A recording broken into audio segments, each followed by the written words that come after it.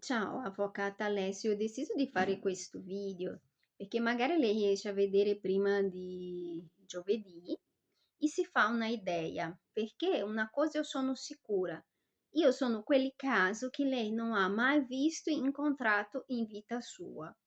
E quindi io vorrei un po' preparare lei psicologicamente, perché il mio caso non è un caso, è il caso, perché la complessità del mio caso è veramente enorme. Perché io in questo momento non è che io ho problema in una area della mia vita, sono in tutte. Quindi io cercherò tramite questo video di fare un riassunto delle problematiche principali e anche fare lei capire il perché io sono molto spaventata e sì, ho tanta paura e sinceramente non so neanche come si riuscirà a risolvere e di che cosa ho paura. Allora, la cosa più urgente di sicuro sarebbe spostare l'udienza del giorno 25 settembre presso il Tribunale Minorili, dove è previsto la sospensione della responsabilità genitoriale, la- l'affidamento do mio figlio alle istituzioni, all'assistente sociale, dove l'avvocata Chiara Graffe a me le ha detto che ha già ricevuto il mandato per fare la curatrice del mio figlio.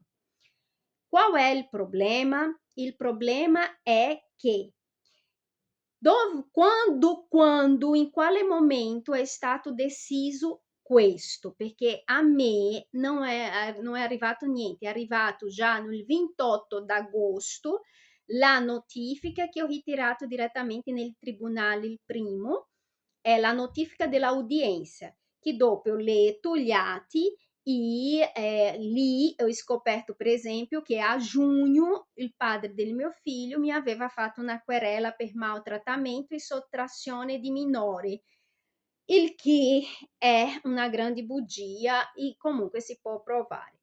Poi, quando ho saputo di questo, sono andata nel tribunale normale di Trento e ho recuperato quel certificato dove dice che tu sei indagato e fa riferimento più o meno alla motivazione. E questa querela, chissà, lui ha fatta a giugno, però lui riferisce agli eventi successi ad ottobre. E lì, quando ci vediamo, lei capirà che è tutta un'altra storia. Però perché che sono tanto preoccupata? Perché questa storia oramai è iniziata 8 anni fa, quando mio figlio è nato. Il padre del mio figlio ha due sorelle gemelle e un fratello, ok? Una delle sorelle gemelle fa l'esteticista, l'altra mi hanno sempre parlato di lei come pazza, ok? E lei, quando è nato mio figlio, Simone stesso, si chiama Simone, il padre del mio figlio. Simone stesso, nella epoca che eravamo solovi, chi mi parlava che lei era pazza, per esempio, aveva riferito che una volta lei è andata, loro sono di giù, Catania, che lei era andata dai carabinieri a denunciare il suo padre per involvimento con prostituzione. E i carabinieri di giù, Catania, hanno chiamato la sua mamma e hanno detto, signora, insomma, il succo è, questa ragazza da molto tempo oramai ha il cervello veramente bruciato, insomma, è seguita della psichiatria. Io non l'ho mai vista personalmente, ripeto, io ho sentito solo parlare di lei prima di rimanere incinta.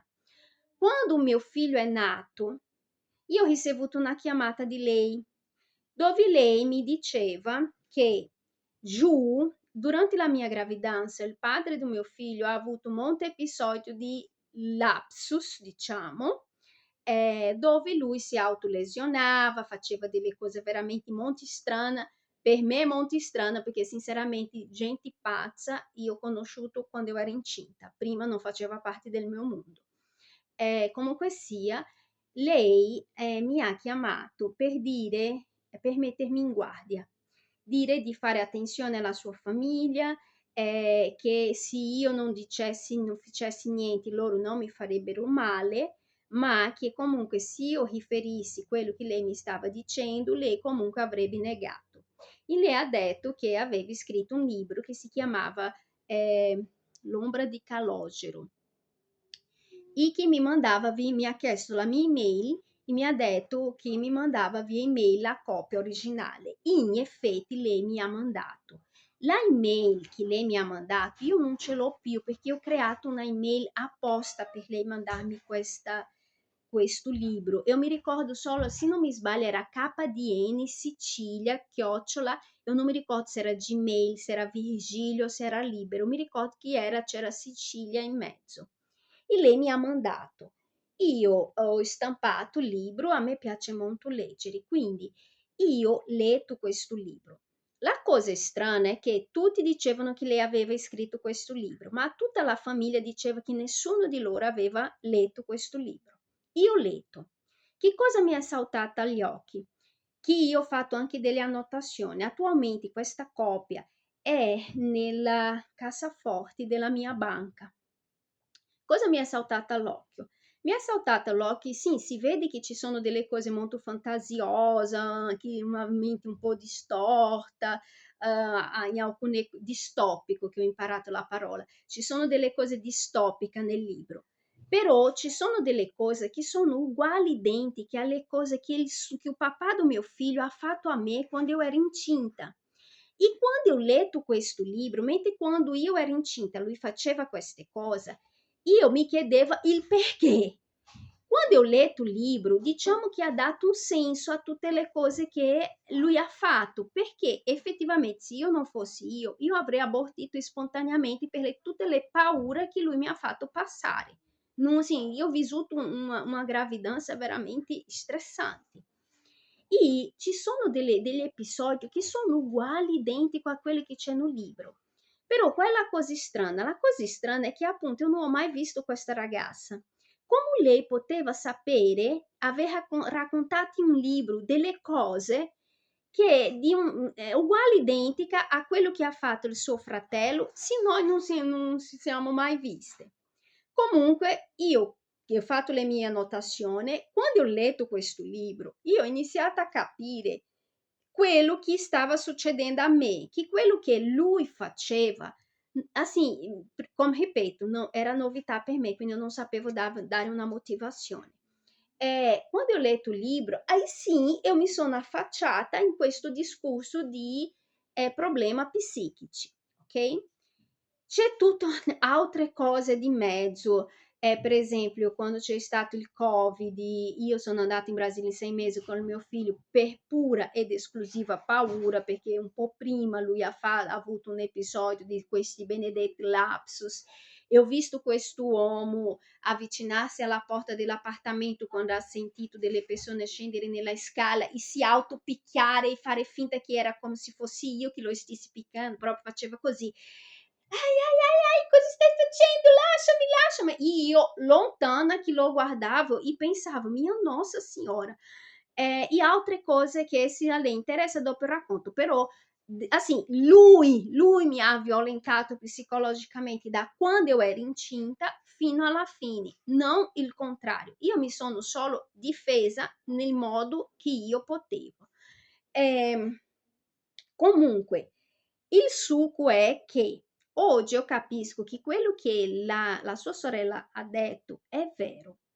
Però che cosa hanno fatto con lei? Li hanno impasticata, li hanno fatto passare per pazza e effettivamente adesso lei lo è perché la hanno impasticata.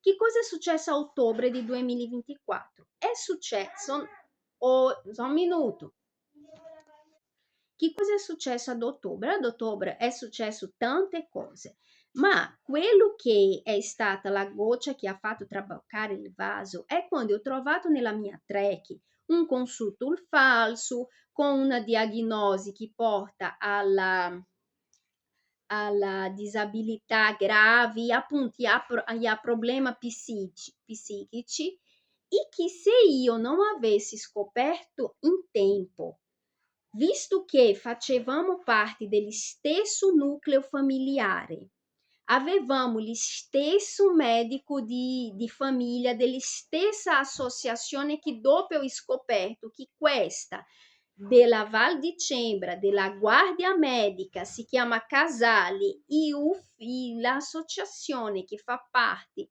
del medico di base, anche loro sono Casali. Se io non avessi scoperto in tempo, avendo questa diagnosi falsa, essendo lui parte dello stesso nucleo familiare, e per lo più il suo amico si era candidato a sindaco del comune, se qualora il suo amico avesse vinto, lui avrebbe potuto attaccare a me un TSO, un trattamento sanitario obbligatorio, facendomi passare appunto per pazza, insomma, la stessa dinamica della sua sorella.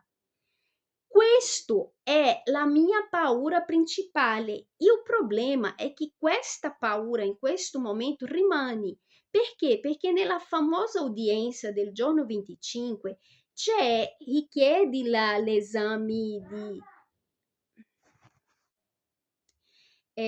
continuando, qual è il problema? Il problema è che questa benedetta udienza del giorno 25 prevede questa visita psichiatrica. Io non ho paura di confrontarmi con un psichiatra, però si è uno pilotato, come è stato pilotato fino adesso, tutte le informazioni che lei troverà negli atti, che leggerà giovedì, mi preoccupa, perché siamo sempre lì, siamo nel gioco che prima togliamo la responsabilità genitoriale di tutte e due, facciamo lei passare per pazza, hanno già compromesso il mio permesso, che dopo apriamo il capitolo del mio permesso, chiudiamo questo della sanità. Quindi, quando ci vediamo giovedì, è molto importante spostare questa udienza per lei poter, prima di tutto, difendermi dal punto di vista sanitario, che comunque ho tutte le prove che è una cosa che non esiste, quello che trova adesso nella mia cartella, e che si vede anche la motivazione per cui vogliono attaccarmi, prima impedire il succo, no, anzi, la frase giusta è questa, è impedire che tramite questa udienza loro mi attacchino un TSO basato in referti falsi a me, e anche impedisca che o mio figlio finisca nella neuropsichiatria infantile, sempre per lo stesso principio, perché negli atti loro si sono attaccati a delle diagnosi che non sono state comunque comprovate, erano delle supposizioni, delle ipotesi di quando mio figlio aveva 2 anni, ok? Quindi della parte sanitaria mia e del mio figlio, lei abbiamo tanto bisogno che lei ci difenda di queste persone che vogliono letteralmente rendere me e mio figlio inabili mentali, perché è questo che loro vogliono, ok? Poi, dal punto di vista fiscale, cosa è successo? È successo che quando io sono rimasta incinta, ovviamente io non potevo più lavorare come prima, anche perché io non ho familiari qua e neanche lui. Quindi gli accordi era che andavamo avanti, io facevo qualche lavoretto quando capitasse per arrotondare, e così è stato. Quando io sono tornata dal Brasile, che ho portato anche mio figlio, per 2022 io assolutamente non ho lavorato, però nel 2023 nel 2022 ci siamo trasferiti al comune di Lavis. All'inizio di 2023 io ho iniziato a lavorare come negli uffici della San Carlo, non nella fabbrica, negli uffici, come agenti rappresentanti. Io frequentavo il liceo economico sociale perché il mio scopo era fare giurisprudenza. Però in quello stesso anno il suo stipendio è stato pignorato e quindi solo di affitto erano 700 euro. Il mio figlio già studiava nell'Arcivescovile, scuola paritaria scelta da me, che dopo posso anche spiegare le motivazioni, ma non cambio le mie motivazioni. Cambio scuola, vorrei fare lui tornare al Sacro Cuore, ma questo parleremo più avanti se riusciamo ad uscire di questa turbolenza. Però il succo è apparsa questa opportunità della San Carlo e ho colta al volo. Ho dovuto rinunciare al liceo che io dovevo proprio sostenere l'esame di Stato quell'anno, ok? Io in Brasile ho fatto ingegneria agronomica e dovevo fare la tesi per prendere la laurea quando mi sono trasferita in Brasile. In Brasile, scusa, in Italia. Quando mi sono trasferita qua in Italia, a mia vita è una telenovela messicana che ci credi solo io perché ho vissuto. Comunque sia, il succo io sono riuscita a entrare nel liceo perché io ho approfittato dei miei studi della Università del Brasile. E quindi io avevo crediti e questi crediti mi permetteva nel 2023 di fare il corso di agenti e rappresentanti di commercio e, per cercare di prendere la qualifica. Il mio capo mi ha fatto, come c'era un lasso di tempo per fare questo corso quando iniziassi a lavorare, ho iniziato a lavorare, ho frequentato il corso online. E quando è arrivato il momento di fare l'esame, sono andata a Udine, nella Confesercenti di Udine, e ho sostenuto la qualifica lì. Ho preso la qualifica, ho preso commercialista, mi sono iscritta nella Camera del Commercio con il codice Ateco di agenti rappresentanti e io stavo svolgendo il mio lavoro normale. La mia zona era Val di Sol, Val di No, il mio lavoro era gestione dei clienti, caricare e scaricare il furgone, fare la contabilità giornaliera, comunque ho il foglio del mio capo eh, che assume le funzioni che io svolgevo. E quindi il 2023 mi è servito per creare le basi per avere la possibilità di chiedere un prestito in banca per cercare di iniziare a pagare i miei debiti che io avevo accumulato nel corso degli anni per altre cose che sono successe perché quando sono arrivata ho accettato di entrare in una società e è una confusione anche lì. Comunque sia, quando ad ottobre, quando finalmente stava andando tutto alla grande, non ero riuscita a pagare i conti, ma io avevo pareggiato, creato le basi per da 2025 iniziare, chiamare l'agenzia dell'entrata, l'INPS, tutti quanti e fare un piano di rientro. Quando io sono arrivata in questo stadio, però per questo ho comprato una macchina che ha fatto crescere gli occhi di tutti, mentre per me era solo un investimento per la mia attività. Lui aveva già dei comportamenti strani, però proprio è andato fuori testa. Ottavio, cos'è stato? Ah, ok. Quindi, qual è il problema? La situazione che lui mi ha creato da un punto di vista fiscale, cosa ha implicato? Ha implicato che è arrivata a dicembre, che di solito era quando io pagava l'IVA, perché io non avevo soldi per essere puntuale. Io ho sempre pagato le cose in ritardo perché io dovevo fare combaciare con scuola, con alimento, con bolletta, con tutto. In effetti io non pago mai le cose nel giorno giusto, ma non è perché io non voglio, è perché per essere corretta come sono i trentino, io avrei dovuto avere la vita dei trentini, cioè dritta, ma la mia non è, la mia è una montagna russa.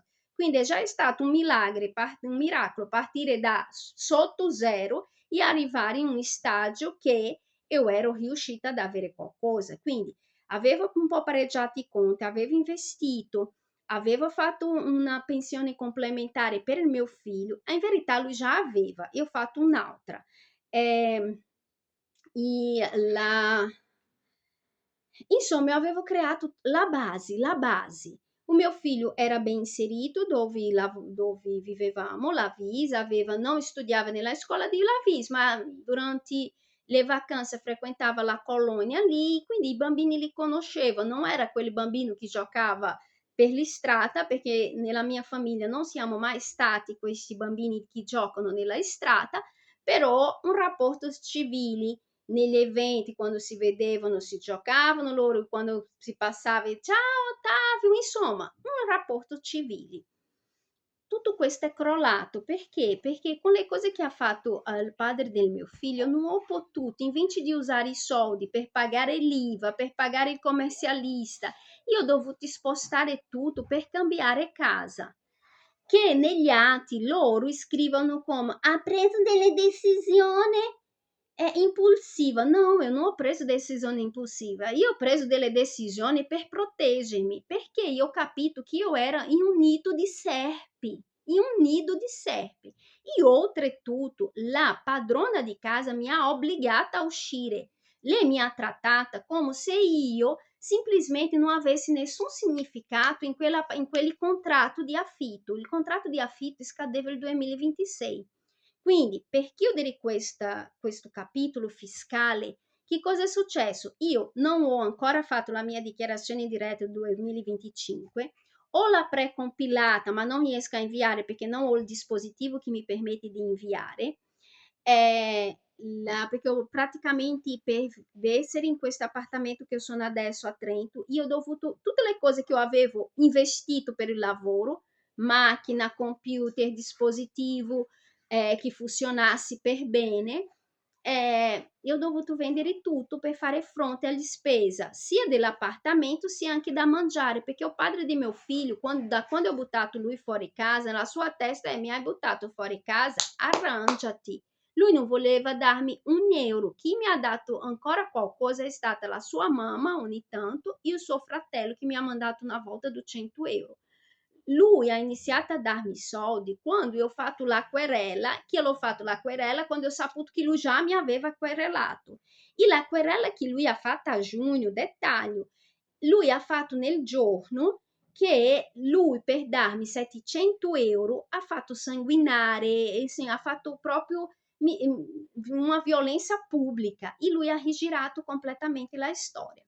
Quindi dal punto di vista fiscale lui mi ha distrutto. Perché? Perché ho appena ricevuto la lettera che io sarò, sono già cancellata dalla Camera del Commercio, ho 30 giorni per presentare una nuova scia dove io possa presentare gli stessi requisiti di idoneità, che però non ne ho, perché per essere agente rappresentante di commercio tu hai bisogno di requisiti morali che io ho perso dal momento che lui mi ha fatto questa denuncia. Vedi che assim, è tutto calcolato. Quando lui ha visto che io mi stavo alzando senza bisogno di lui, che infatti da quando ho iniziato a lavorare io ho lasciato chiaro che assim, lui non doveva neanche dare soldi a Ottavio, lui doveva solo uscire di casa e pagare i suoi conti. Insomma, adesso mi trovo come una criminale. La cosa peggiore, questo dal punto di vista fiscale, poi possiamo approfondire. Punto di vista anagrafico, ok? Io sono arrivata in Italia nel 2008, mi sono sposata, però mi sono divorziata nel 2009, no, 2012, perché era nella epoca che doveva aspettare 12 anni.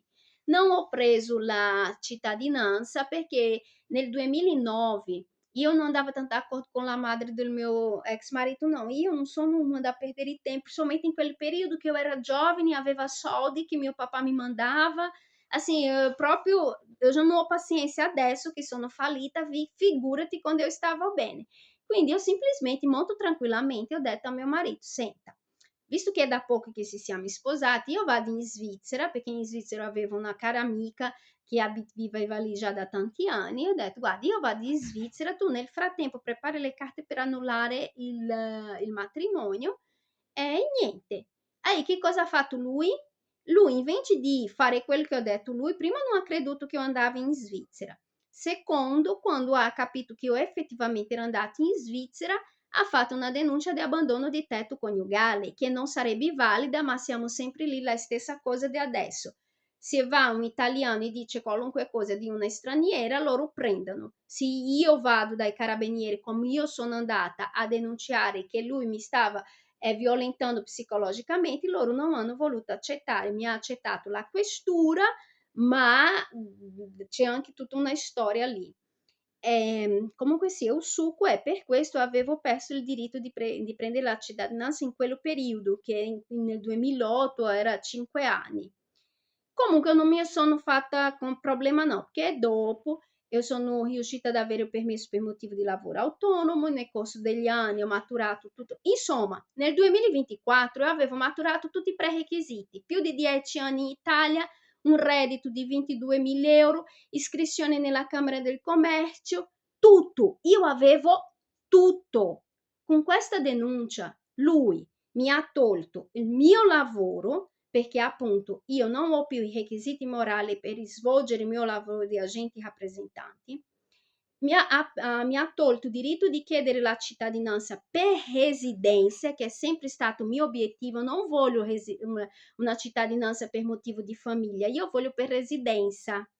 Eh, i, i, il dettaglio, avendo cambiato residenza e come la legge è cambiata a febbraio 2025, nel 2014 io avevo avuto un permesso Unione Europea illimitato e è già elettronico, lei vedrà usciti nel mio permesso, era già elettronico, però avendo cambiato le leggi e avendo cambiato residenza, io ero tenuta a fare l'aggiornamento. Allora, io ho mandato un plico così, con tutto, con la mia dichiarazione di reddito di 2024 riferente al reddito 2023, tutte le cose dell'agenzia della entrata riguardo alla mia residenza di 10 anni, tutto, io ho mandato tutta la documentazione. 2 mesi che è lì fermo nell'ufficio immigrazione. In questi 2 mesi, che cosa è successo? Appunto, qual è la mia situazione attuale? Completamente diversa di quella del plico che io ho mandato, perché mentre nel plico che io ero mandato c'era pure il certificato casellario di nulla consta, adesso la mia situazione attuale, indagata per un reato grave, che è quello di maltrattamenti e sottrazione dei minori, senza reddito, perché oramai io non lavoro da marzo, nel senso che io ho firmato 3 contratti che faccio anche lei vedere, però io ho dovuto rinunciare perché io non ho con chi lasciare mio figlio. Io mio figlio, dopo che lui mi ha letteralmente fatto sanguinare la mia mano a giugno, mio figlio non proprio, già non piaceva stare con lui. Quando accettavi stare con lui era con la condizione, mamma però tu vieni a prendermi, io non voglio dormire da lui. Dopo questa cosa lui proprio non vuole più vedere il suo padre e quindi è un po' già è difficile trovare lavoro, un lavoro che riesca a conciliare con il bambino in periodo di vacanza e per lo più il mio lavoro uh, fino a due settimane, insomma, fino a qualche giorno fa quando non ho ricevuto questa cosa delle cancellazioni della Camera del Commercio, del REA, sono lavori impegnativi quelli del commercio, tu hai un inizio ma tu non sai a che ora esattamente torni a casa, oppure ti puoi fare una stimativa ma è un lavoro che ti impegna molto, la tua testa deve essere lì e quindi ho perso tutti non ho reddito, in questo momento non ho alcun reddito, oramai si è sparsa per tutta la Trento perché lui ha sparso la voce, lui lavora in un supermercato, in un contesto dove ci sono molte persone anziane che appunto sono i trentini e quindi lui ha sparso le voci che ho dei problemi di disturbo di personalità, insomma sì, lui mi ha distrutto da tutti i punti di vista, moralmente, finanziariamente, da tutti i punti di vista. Quindi adesso, ripeto, corro il rischio di essere espulsa, di finire in quelli centro là degli albanesi, sappiamo bene cosa succede. assim, per una bugia. Questo è il punto di vista fiscale. Allora, dal punto di vista familiare. Dal punto di vista familiare la situazione è questa. Allora, vogliono togliermi la responsabilità genitoriale, però io non sono d'accordo, ovviamente, perché io per 8 anni ho portato mio figlio avanti da sola, perché Simone figurava solo moralmente, perché la sua vita è sempre stata quella di lui andava a lavorare nel supermercato, lui sembra la persona più perfetta al mondo. Quando arrivava a casa, l'unica cosa che faceva era stare davanti al computer.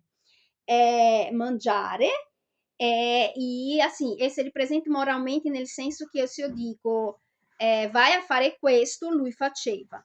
La figura del padre, perché non siamo ipocrita, se un bambino ha un padre e una madre è diverso di avere solo una madre e per lo più se questa madre è straniera hai proprio che è un. Quindi da un punto di vista familiare è una ingiustizia che mi tolgono la responsabilità genitoriale, perché io sono riuscita a conciliare assolutamente tutto. Sono io che ho provveduto a ogni cosa del mio figlio. Se mio figlio ha la carta d'identità, sono io che ho provveduto. Tutta la documentazione del mio figlio ho provveduto io.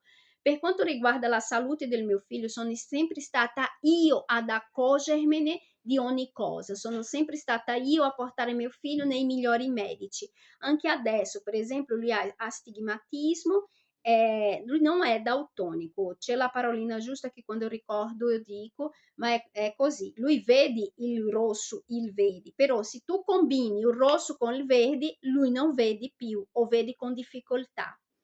Tutte queste cose ho pagato privato, ho capito io, e ho fatto presente alle maestre, quando lei legge negli atti, ripeto, è tutto bugia quello che c'è scritto lì, tutto è una manipolazione dei fatti.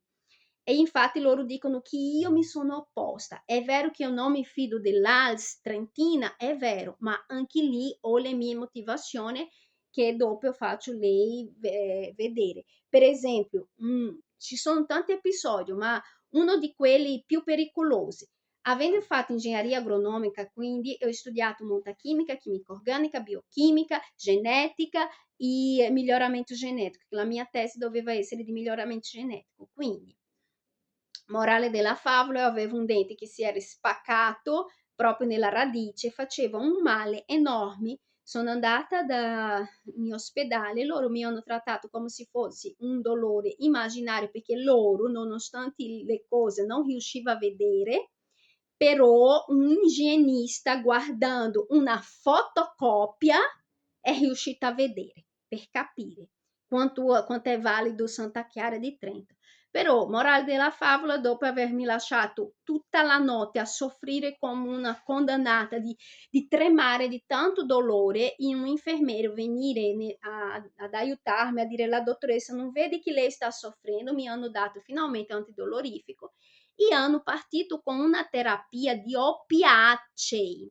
La fortuna era che il mio medico di base era un signore che adesso è pensionato e che quando ho visto di che cosa si trattava, io sono subito corsa da lui ha guardato, ha detto lasci stare e mi ha passato un antidolorifico normale e io sono andata dopo in un dentista privato che era marito della mia professoressa di inglese. Però il punto è che questo è solo un episodio. Se io non avessi la conoscenza che io avevo, il mio cervello era bruciato da questi medici qua. Quindi il motivo per cui io non ho fiducia nell'ALS di Trento non è una immaginazione, sono fatti, io ho tutto documentato, tutto. La stessa cosa un mio figlio, quando lui aveva 2 anni che aveva difficoltà nel linguaggio, e era assolutamente normale per tante cose, per tanti errori, Prima gli stress che ho passato durante la gravidanza, secondo, anche quando lui è nato ci sono stati degli episodi orribili, incluso quello che lui ha preso Ottavio dalle mie braccia, mettevo Ottavio così sopra, io disperata perché lui era piccolo, piccolo, non aveva neanche un mese. Insomma, guarda, è successo di tutti di più.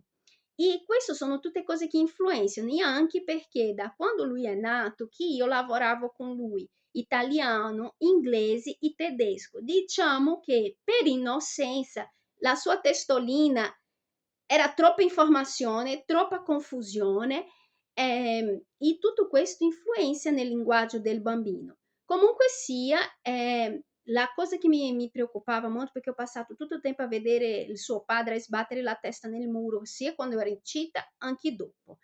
Quando lui, mio figlio, molto piccolo, ha iniziato ad avere un comportamento un po' simile, lì io mi sono preoccupata. E sono stata io a cercare il dottor Calzolario. Dopo che abbiamo fatto la visita con il dottor Calzolario, lui ha dato una lui ha scritto, io ho tutta la documentazione, nell'amnesi c'è sospetta di autismo lieve, sospetta. E non come se non bastasse, ho fatto anche lui fare comunque un'altra valutazione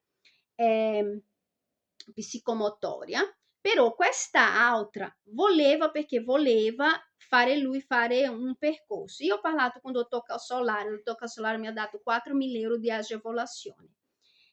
Io ho pagato un'altra, perché in quel periodo lui studiava al Sacro Cuore, c'era una sua compagna di classe che la madre è psicologa clinica, e c'era una clinica che faceva queste valutazioni, l'ho portato, lui ha fatto, e infatti lei stessa ha detto, no Carla, lui ha subito sì un ritardo nello sviluppo, ma lui non è autistico, ma possiamo fare uso dell'agevolazione che ha dato il dottor Calzolario. E ho detto, no, ma aspetta, per fare uso di questa agevolazione dobbiamo attaccare a lui il timbro di autistico. E lei ha detto, ma chi se ne frega? Allora, io sinceramente, davanti a questi commenti, a me frega mia figlia, perché stiamo parlando di salute, stiamo parlando di una cosa che lui porterà per tutta la vita, perché una volta attaccato questo tipo di cosa, non è che dopo si può disattaccare, no. E poi comunque le parole di dottor Calzolario sono state chiare. Carla, io ho chiesto, dottor Calzolario, io sono obbligata? Lui ha detto no. Lei fa se vuole, lei non è obbligata. Noi siamo negli stessi, ai dettagli, nel mentre sono andata in Brasile, il mio cugino ha lavorato nelle agulhas negras del Brasile, che è il massimo dell'aeronautica che può esistere lì nel Brasile. È stato direttore di un ospedale psichiatrico. Insomma, io ho tutto nella mia famiglia, io ho tutti i professionisti che vuoi. Ho anche una che ha lavorato a livello nazionale con bambini con autismo, con tutto tipo di cosa. Anche loro sono stati palesi di dire non Carla, se è così come dice tu, è normale che lui ha avuto questo ritardo nel linguaggio. Quello che lui deve fare è tanti sport, questo sì, perché giustamente farà riprendere poi la solitudine che mio figlio ha vissuto. I dettagli, quando siamo arrivati in Brasile, lui non parlava. Quando siamo arrivati in Brasile, lui non parlava. Lui ha frequentato scuola in Brasile, perché il Brasile non è Italia, anche se c'era il Covid, in Brasile basta avere soldi e la vita funziona normalmente, quindi lui ha frequentato l'asilo normalmente, ha imparato le sillabe lì, è un'altra bugia che c'è in quegli atti. E, insomma, eu riportato un bambino che sapeva parlare. Quando io sono uscita dalla Italia, il Sacro Cuore voleva che lui ripetesse l'asilo, non riteneva lui in grado di andare in prima. Quando ho riportato lui del Brasile, l'ho fatto finire quel tempo che aveva bisogno nell'asilo di Lavis, che anche lì lui è stato valutato bene, e lui ha fatto il suo percorso normale di prima, seconda, terza, addirittura nella prima e nella seconda lui è uscito come distinto. Quindi il succo è anche adesso, non dico che attualmente, sì, è vero che lui si distrae ogni tanto, è vero che io riscontro qualcosa che a lungo si continua. Abbiamo avuto un colloquio con il rettore, con l'assistente sociale, ma questo l'anno scorso, Io sono stata chiara e ho detto, no, aspettate, io non sto negando che il mio figlio non abbia problemi, io sto dicendo solo che se questi problemi che non sono così come dite voi, perché voi state esagerando, per esempio, dire che lui non sa leggere non è vero, dire che lui non sa fare i conti non è vero, che lui sia lento a volte, per esempio la lettura. Finché io non avevo capito che lui aveva problema di vista, è logico che lui ha fatto un sacco di fatica, immagino quanto lui ha fatto fatica. Però appunto appena sistemato questo è partito, lui già sapeva leggere, però io con me, io aumentavo le lettere, insomma io guardo, io ascolto, ho fatto anche la maestra quando io ero molto giovane, di là Ottavio. E quindi di quello che io so della legge, la legge dice che i bambini sono obbligati ad essere classificati dislessici o qualunque cosa del genere dalle medie in poi. Prima delle medie è una scelta dei genitori.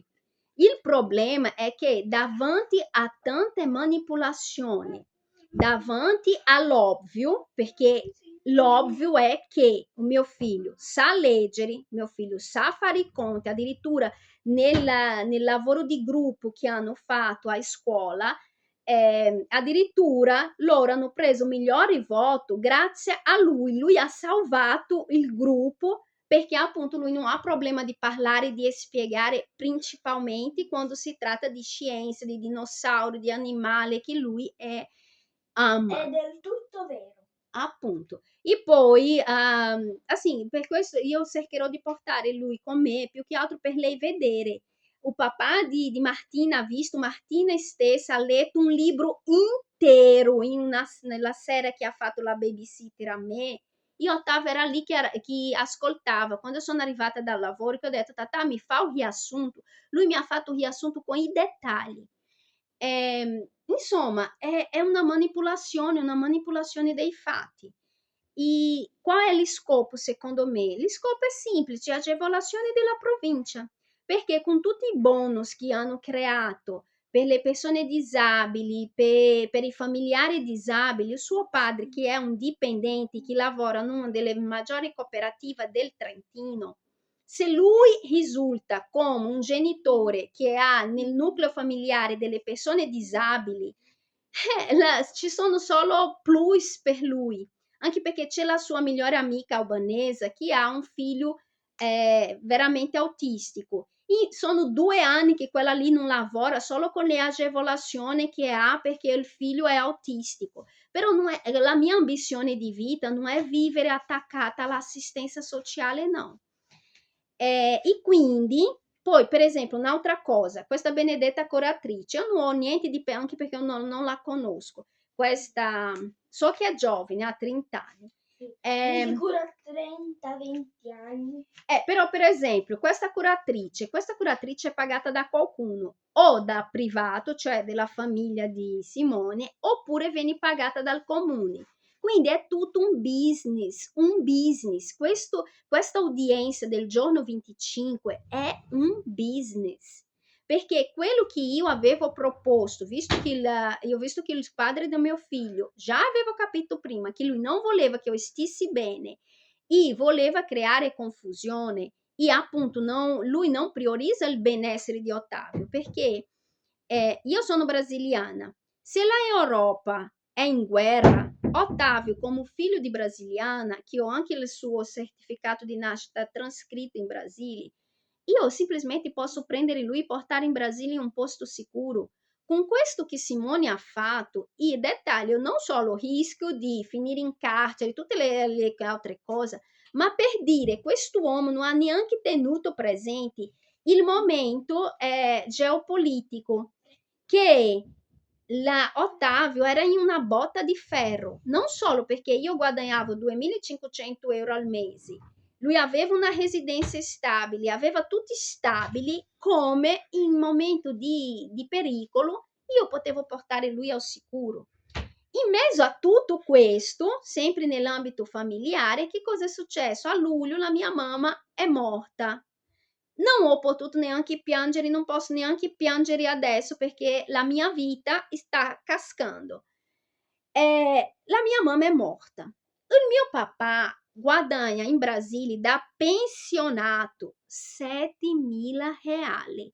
Sa cosa vuol dire in Brasile guadagnare da pensionato 7.000 reali?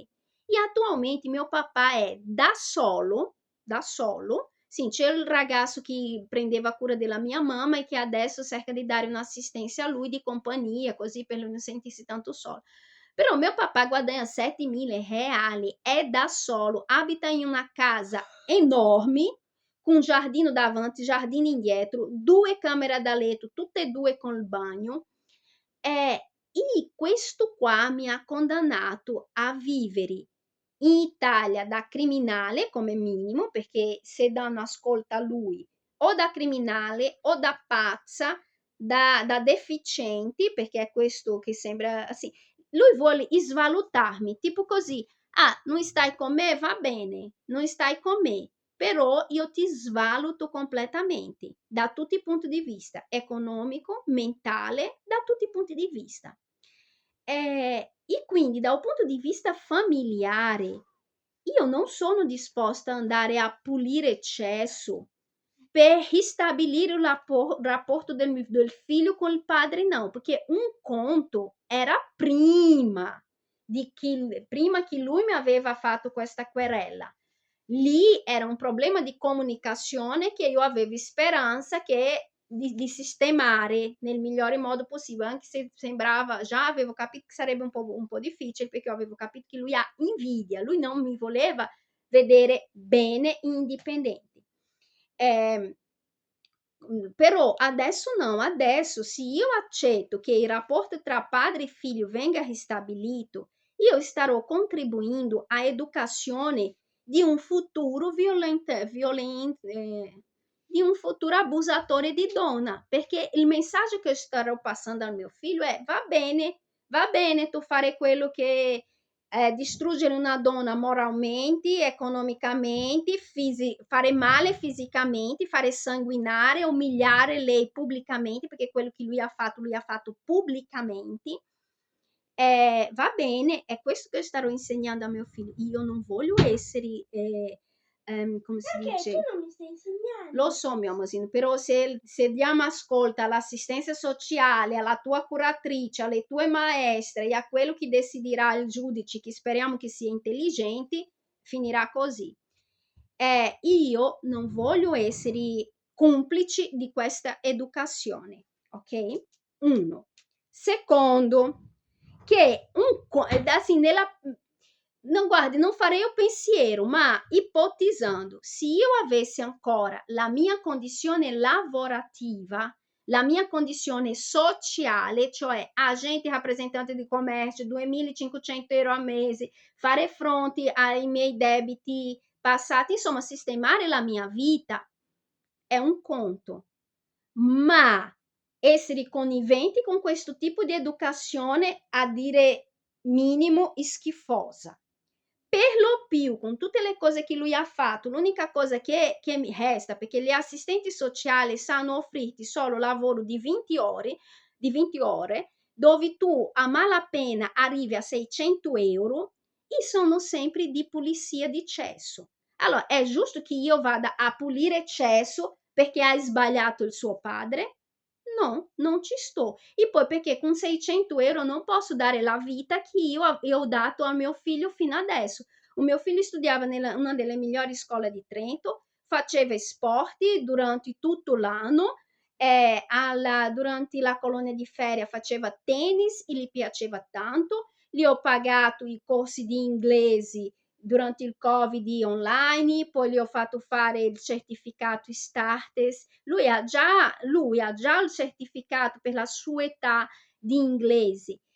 Insomma, in una casa normale, non Itea, in mezzo ai trafficanti, agli assassini. Io non sono drogata. Io ho passato la mia vita a studiare, io non fumo, non bevo, non mi sono mai drogata. Perché che io devo finire in mezzo ai disagiati sociali, i psichiatrici, quello che vuoi? perché il suo padre ha sbagliato? No, io non ci sto.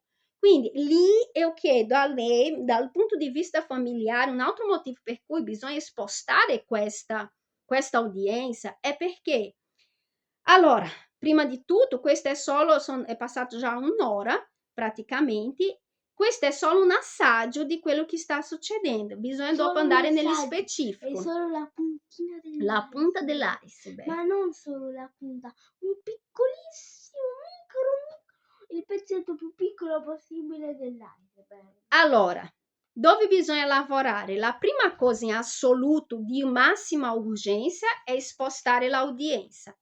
La seconda cosa è vedere che cosa loro stanno facendo del mio permesso, perché nel mentre di tutta questa storia sono successi degli eventi strani. Uno di quelli era che io ero nel centro di Trento, seduta nella fontana con mio figlio, si è avvicinato uno che mesi prima, vicino a casa mia, aveva chiesto aiuto per comprare il bollo per il suo permesso. In quella epoca io avevo ancora, li ho aiutato, li ho dati 30 euro. Questa volta lui mi chiedeva di nuovo e io ho detto, ma io non ti ho dati i soldi per il bollo. Aí lui ha raccontato una storia che comunque è entrata da un dito e uscita dall'altra, però la cosa importante che lui ha detto è che c'è qua un caffè Will. Lui ha detto, sai che se tu vai in questo caffè Will, che cosa loro fanno? Tu paghi, mi ha detto la quantia, perché lui ha detto, ma perché non hai chiesto la cittadinanza? Io ho detto, perché io ho sempre lasciato per dopo, perché nella mia testa non aveva senso spendere da 300 a 1000 euro per chiedere la cittadinanza, se il mio permesso mi permetteva di fare tutto. Aí gli ho detto, in questo caffè Will, che cosa succede? Loro hanno dei contatti nella questura, nell'ufficio immigrazione, loro prendono i tuoi dati, tutti i tuoi documenti, trattengono qua nel caffè, tu paghi una quantia che adesso non mi ricordo quant'è, e loro, tramite il numero che ti ha dato il questore, ti fanno avere quello che tu hai bisogno, o un permesso provvisorio, o cittadinanza, insomma c'è un traffico di permessi falsi, letteralmente. Io ho paura che assim, o mio sia caduto nelle mani di queste cose, anche perché la mia ultima commercialista è stata proprio di questo Caffè Will. E quando lei mi ha restituito la contabilità, che va fino a metà 2024, perché dopo eu non avevo più soldi per pagare a lei di fare l'altra metà, sa qual è il consiglio che lei mi ha dato? Di andare a lavorare in nero nell'ospedale Santa Chiara. Io l'ho guardata e ho detto, scusa, ma sono 13, insomma, più di 10 anni che sono in Italia, non ho mai lavorato in nero. Secondo lei, io vado a lavorare in nero adesso? Sa che cosa lei mi ha detto? Ma quando si è in difficoltà, allora, se una commercialista eh, ti consiglia a fare questo, allora, prima di tutto non hai capito niente di me. Secondo, comunque, tu non puoi dire questo a una persona che fa agente rappresentante di commercio, perché, ripeto, per avere questa qualifica tu hai bisogno di requisiti morali e tu mi stai consigliando esattamente il contrario. Se io fossi una ritardata, sì. Quindi, io ho capito che io non ho un nemico, ho tanti. E principalmente le assistenti sociali di sicuro non sono dalla mia parte, perché intanto loro guadagnano una miseria paragonata a quello che io guadagnavo. Secondo, loro sono le classiche dipendenti e poi loro sono abituati a trattare con quelle donne così fragili da tutti i punti di vista. E sì, allora, io sono anche fragile della situazione, nel senso che io sono femmina con più di 40 anni, straniera e sfigata. Ma io non sono fragile dal punto di vista psicologico, perché se io fossi fragile dal punto di vista psicologico, io, assim, era già finito tutto, perché non è che è successo tutto piano piano, è caduto tutto insieme, ma sono io che sono ancora qua a mandare avanti mio figlio e i suoi impegni, perché anche per quanto riguarda la scuola, io devo ancora pagare 1000 euro dell'anno scorso. Ho parlato con il rettore e lui mi aveva autorizzata a iscrivere ottava, infatti ottava è iscritto, Però adesso, prima eu avevo speranza di tornare a lavorare con quello che eu lavoravo, ma adesso eu non ho più speranza, eu não posso mantenere un bambino nell'arte vescovile se io non, prima di tutto non ho un lavoro in questo momento, e secondo, se dovessi trovare, sono sempre lavori, se dipende dall'assistenza sociale, lavoro di 20 ore, e quasi certi sicuro che per lavare cesso non ci sto. Quindi, veda lei se è una cosa che può risolvere, se lei ci sta, anticipo che eu não ho i soldi per pagare a lei adesso, se lei riesce a stare indietro, a literalmente a sistemare questi pilastri della mia vita, prima di tutto quelli burocratico e anagrafico, fare il comune di Trento, dare quello che io ho conquistato 10 anni fa a Bolzano, a Merano, il mio permesso che è già elettronico, loro dovevano solo cambiare la schedina, aggiornare la foto e adempirsi alla nuova legge di 10 anni, quindi invece di scadenza illimitata mettere 2035. Era questo che loro dovevano fare e non hanno ancora fatto. Uno. Secondo, spostare l'udienza, perché questa udienza si basa su fatti da quasi 10 anni fa, di quando lui aveva 2 anni, si basa su delle manipolazioni dal punto di vista sanitario, dal punto di vista educativo e anche dal punto di vista dei fatti stessi, perché lì è molto presente il discorso della querela, e poi dal punto di vista familiare, se lei ritiene che sia possibile chiedere, quando sarà rimandata l'udienza, di non sospendermi la responsabilità genitoriale perché io non lo merito. Uno, non c'è, io non sono una deficiente, io non sono una che non riesce a ragionare, anzi, ragiono molto bene anche davanti alla morte della mia mamma. Eu ho mantenuto il sangue freddo per continuare a andare avanti con pochi soldi, senza lavoro e con tutte queste calunnie che ci sono. Uno. Secondo, no, mantenere la mia responsabilità genitoriale, decidere che se Simone vuole rinunciare, togliere il suo cognome, che tolga il suo cognome, oramai non frega più né a me né a Ottavio, anzi Ottavio ha manifestato il desiderio di aggiungere Dantas da quando è morta la mia mamma, perché lui è arrivato da solo, che tipo così, il cognome Dantas potrà andare avanti solo attraverso di lui. Però come lui non ha il Dantas nel suo nome, morirà per sempre il Dantas, perché la mia sorella non ha figli, io non avrò più figli e quindi muori lì. E è una cosa triste. Almeno dalla nostra parte è una cosa triste, morirà Almeno se il lì. mio cognome diventa Dantas, almeno posso continuare la famiglia Dantas. E se finisce presto, almeno è durata più a lungo. Appunto. Per quanto riguarda o cognome Pergolizzi, sì, perché io ho dovuto sentire anche tanto questa cosa, ma lui ha dato il nome, ma blah blah.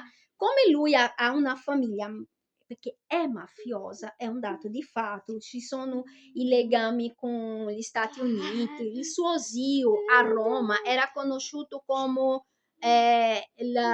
Barbone Bancomat, nessuno sapeva da dove veniva questi soldi, però lui aveva un bancomat, lui ha mandato soldi anche a noi, a dire vero, quando Ottavio era piccolo, però chi c'è la mafia in mezzo ai Pergolizzi, questo è un dato di fatto, però c'è un aggravante, che Ottavio è figlio, è il primo nipote, il suo padre è il primogenito, quindi può darsi che ci sia anche delle questioni di eredità che frulla nella loro testa, perché essendo Simone il primogenito del suo padre e Ottavio un nipote primogenito, se ci sono delle eredità di mezzo, può darsi che questo frigge il loro cervello. Quindi da parte nostra, ma anche da parte mia, non ce ne frega niente di questa eredità. Se il problema è il cognome, ritira il cognome Assim, poi disconoscere Ottavio, tanto amei Ottavio, non fa più differenza, perché oramai nei fatti lui non... è inutile che lui abbia dato il nome se dopo non ha avuto la responsabilità genitoriale, quindi che la responsabilità genitoriale venga tolta da lui, ok, però da me não, è una ingiustizia. Il secondo, che oppure se lui vuole lasciare comunque il nome, finché io non trovo lavoro, che sia definito, che lui mi dia qualcosa, ma che lui dia, perché è il suo dovere dare, non che lui mi stia facendo un favore, perché è così che lui agisce. La terza cosa è che lui firmi, che questo avevo anche scritto al giudice chiedendo, che lui firmi un documento dove lui mi autorizza a portare Ottavio ovunque voglio. Perché? Per tanti motivi. Prima perché le mie amicizie hanno un certo livello. Quindi, per esempio, in Svizzera io avrei potuto portare Ottavio tranquillamente in Svizzera durante le vacanze, avrebbe passato una vacanza da sogni, perché il suo marito è pure miliardario.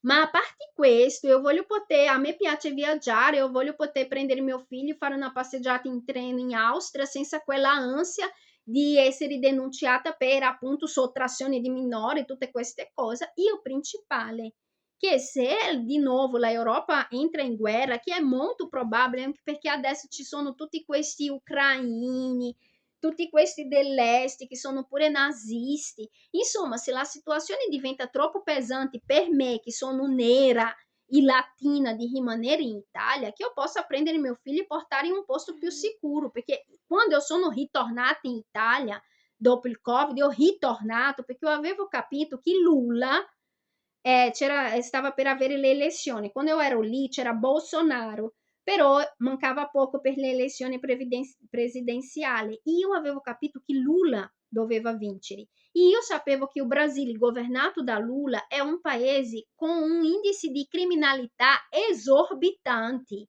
E quindi ho portato lui in Italia perché ho ritenuto che l'Italia sarebbe stata più sicura in un contesto generale, Più anche sicura. e anche perché la mia mamma era ancora viva e come lei, mio papà spendeva tantissimi soldi con i suoi medicinali e mentre siamo stati lì, è mio papà che ci ha finanziato, io non volevo essere un peso per lui, quindi a quel punto ho detto ok, torniamo in Italia. Io ho riportato mio figlio in Italia per responsabilità genitoriale. Io ho portato lui in Italia perché in quel momento era il luogo più sicuro, più sereno da vivere. Quindi adesso dove confrontarmi e forse accettare il fatto che mi venga sospesa la responsabilità genitoriale, ma stiamo scherzando? Quindi veda lei cosa puoi fare, perché una cosa sono sicura, io ho già spiegato anche a Ottavio. Io trascinare mio figlio nella povertà, io non trascinerò.